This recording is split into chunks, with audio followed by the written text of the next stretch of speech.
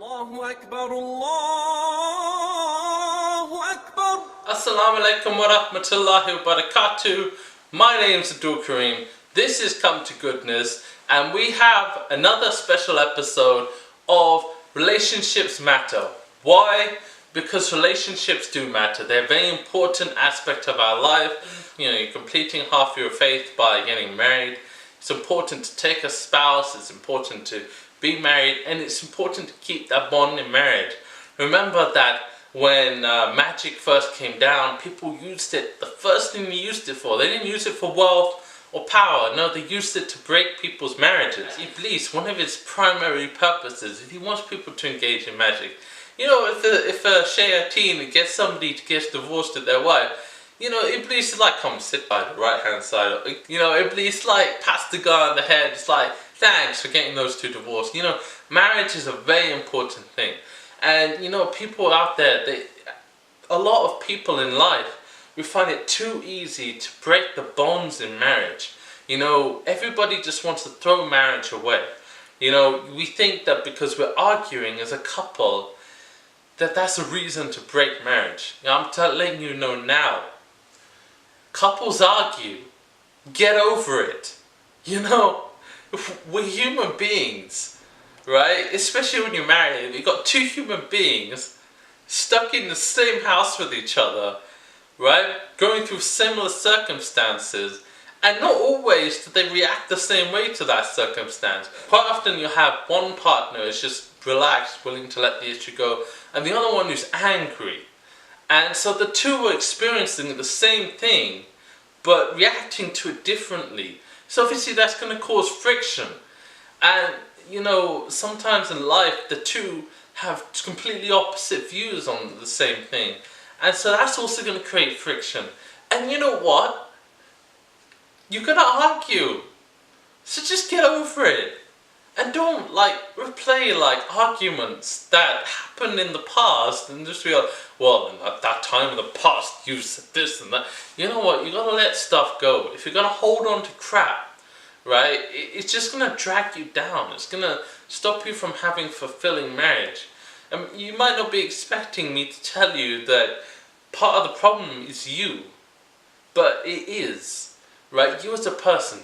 Guy or girl, husband or wife, I'm just referring to you as a person. Holding on to the past, like holding on to the blade end of a knife.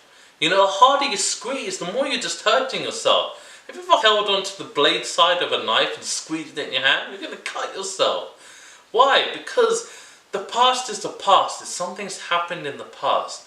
You know, there are times where you need to talk things out. But when you do this, do not do it in an argumentative fashion. Tell your spouse, say to them, look, I'm feeling hurt because of this.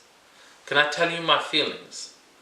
And you know, the partner, you need to just say, okay, I'm willing to listen.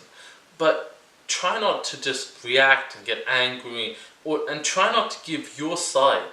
Remember, this is about listening. This is about sharing. I know sometimes they may say, you did this and this to me and it really hurts me. And from your perspective, you're thinking, they're bringing that up. I was hurt by them. Just try to listen. Remember, this is about sharing. You know, sharing is caring. And, you know, sometimes you've got to get those emotions out. But once you've got those emotions out, let them be gone. Once you've said something once, don't bring it up again and again. Why? Because it hurts the other person. You know, it's like dangling something from the past over that person's head. You know, sometimes we're in an argument and we do something stupid, like, you know, we threaten to leave, or we threaten to do something, you know, or sometimes we do leave. We leave the house, right? I'm just going to use that for example. Let's say one spouse leaves the house and they're gone from the house for a few hours and then come back and they're finally blown off the steam. And then the other spouse is constantly bringing up, oh, like that time you've left me, that time you abandoned me.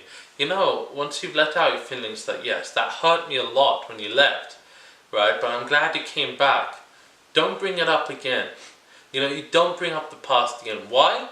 Every time you want to bring up something from the past, it's Iblis is the one who's trying to do that. He's trying to give you a reason to put a wedge in your relationship. Once you've dealt with an issue, let it go and move on. Remember, you guys are on a path together to the goodness of Allah subhanahu wa ta'ala, and I urge each and every one of you, try your best to understand that this is another human being in the room, and that they have their own feelings, and that they are here with you. You know, that's the most important thing. This is another person, another human being who's chosen to be with you. Not that they have to be with you, they've chosen to be with you. This person chooses to be with you. And you know what, even if they may not say it, that choice is a sign of love. And if that person loves you, that person loves you. They could have a choice not to be here. They could have a choice to just sod off and do what they want. But no, that person is choosing to stick with you. That person is choosing to love you. That person is choosing to cherish you in your hardest times. That is a sign of true love, even if they never say it once. You know, sometimes with love, it is something that we see in the actions of our partners. You know, when our partners go out of their way to make us food. You know, they go out of the way to make us something we like, something delicious. You know, that's something that they could be doing anything else they wanted. They could be sitting on their bum at home, playing video games, instead of doing that thing with you. But no, they've chosen to do that thing. So that in itself is an active sign of love. So I urge each and every one of you, don't hit that button that is divorce. Don't just be like, you know what, that's it, I've had it, I'm divorcing you. And then say it 3 times. No.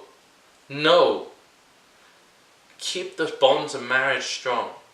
There is other things like, you know, if they're being physically abusive and stuff, which we'll cover in another episode. But marriage is an important aspect of life. It's an important aspect of our religion. So I urge each and every one of you, brothers and sisters in Islam, keep the bonds of marriage strong. And here's just a tiny tip I'll leave you.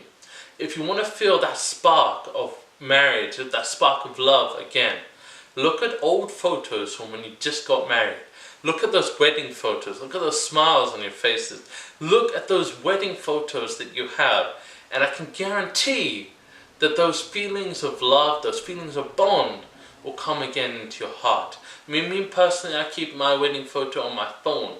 That way, every time I turn the phone and I see the background, it makes me smile. It reminds me of that bond. So this is something I would urge each and every one of you. Mind yourselves of those bonds of marriage.